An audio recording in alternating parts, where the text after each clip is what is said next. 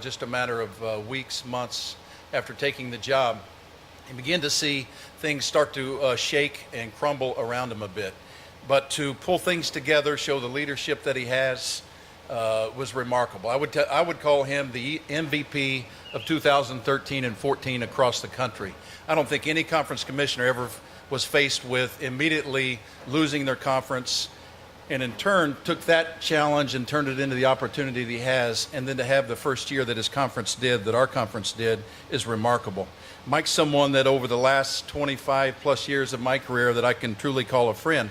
Most of you know Mike was on the television side of our industry, and when he was recruited to take this challenge, I don't think even he knew exactly how big of a challenge that would become.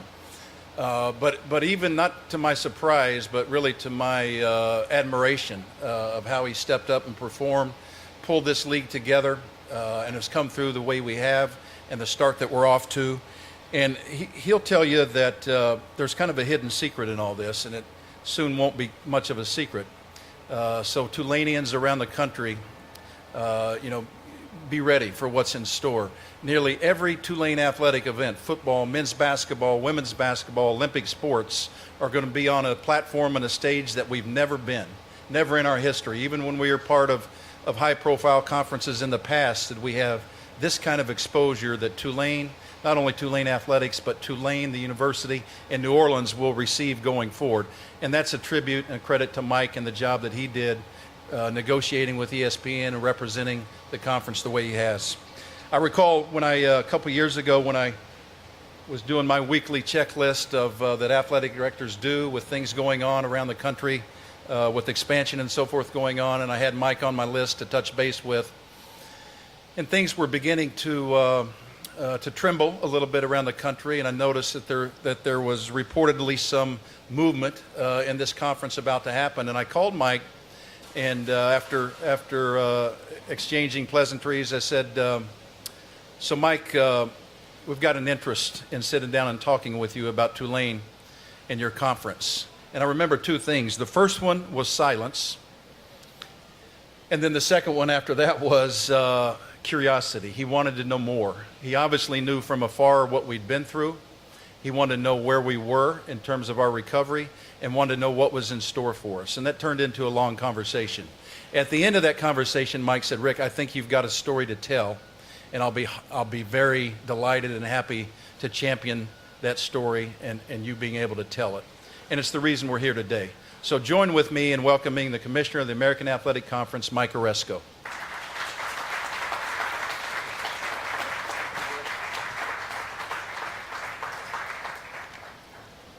Thank you, Rick, for that extraordinarily generous introduction. Rick and I have been, as he mentioned, friends for 25 years, possibly even more. And he's done a wonderful job for Tulane. And if it weren't for Rick and his efforts, again, I'm really not sure Tulane would be in the American Athletic Conference today. I'm extremely excited to be here in New Orleans and here at beautiful Yulman Stadium to welcome Tulane into the conference. And I'm delighted to be with President Fitz, obviously Rick, and New Orleans dignitaries and members of the Tulane coaching and administrative ranks, as well as all of you, including our friends in the media. And we have James Carville here, who is now a faculty member at Tulane. And I said to James, even though he'd been at the White House, he's finally reached the pinnacle. He's now at Tulane, and he's on the faculty. President Fitz, whom I've gotten to know a bit, is going to be a great leader for this university. He has a remarkable background and personal qualities that will take Tulane to new heights. And these are wonderful days for the university. This is a distinguished university with a proud history. It's making its mark in athletic competition and showing the world what resolve and fortitude and intelligent planning and execution can accomplish. Katrina was a devastating blow. The university in this great city did not flinch. They set out to rebuild. The fruits of that effort surround us today, as they do in other parts of the city. We're thrilled, as I said, to have Tulane in our conference. We're now a strong, stable, nationally admired conference. We had an incredible inaugural year, to which Rick alluded, truly a storybook year. I've said it more than once, and I'll say it again. We've heard a lot about the Power Five and the power conferences. We are a power conference. Pure and simple, that's what we are. Our student athletes demonstrated that power as they won national championships in men's and women's basketball, a BCS bowl game against the Big 12 champion, and as a conference, they competed extraordinarily well at the highest levels in all sports. We had a finalist in the NIT. We won the women's NIT. We had a team in the College World Series. Truly, when I look up at the podium and I see the Fiesta Bowl winners and I see the national championship teams in basketball, I say they're power teams, they're power individuals, and there's no way I want my student athletes not to feel that way, and they will. Tulane will enhance our conference's national profile and competitive strength. As you all know, this is one of the finest educational institutions in the country. It will be joining a distinguished group of outstanding smaller private universities, important state universities, and beginning in 2015, the United States Naval Academy, and we're thrilled, obviously, to have the Naval Academy joining us. As I mentioned, you have outstanding leadership in Mike Fitz, and the athletic department is in wonderful hands with Rick Dixon and his record of accomplishment. I also want to recognize and thank Scott Cowan for his devoted and distinguished service to Tulane and to college athletics, and for his role in bringing Tulane into the conference and supporting our efforts to establish a strong foundation. As I mentioned earlier, Tulane and our league have a very bright future. We know we face challenges. You see them all around us. And I know there'll be questions about the new NCAA governance redesign, but it's not threatening us. We're going to be fine. Whether it's navigating that structure, whether it's building our brands, or whether it's resisting the efforts that we see to destroy the collegiate model, I am optimistic and confident that we're going to meet all of these challenges, that we're going to build a prosperous and enduring model for our student athletes. Because in the end, and with all the things that we have to deal with, we cannot forget, amid all the noise and the turmoil of the issues, that our student athletes come first. They are the reason we're here. It's up to us to preserve and improve a model that has worked for them for over a century.